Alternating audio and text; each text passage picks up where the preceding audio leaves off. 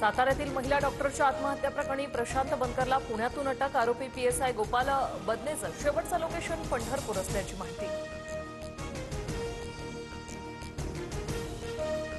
माजी खासदार रणजित निंबाळकरांच्या पीएनं महिला डॉक्टरला फोन केला होता. पीआय महाडिक यांना बेड्या ठोकल्या पाहिजे, अंबादास दानवेंचे माजी खासदार निंबाळकरांवर आरोप. फलटणमधील महिला डॉक्टर आत्महत्या प्रकरणात कोणीही खासदार असो किंवा त्याचे पी असो, सर्व आरोपी व्हावे.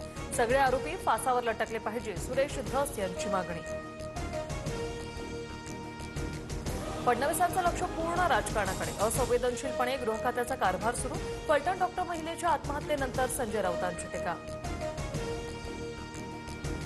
हे उद्धवजी ठाकरेंचे सरकार नाही तर देवाभाऊंचं कायद्याचं राज्य. पालघरमध्ये साधू मारले तेव्हा का गप्प होतात?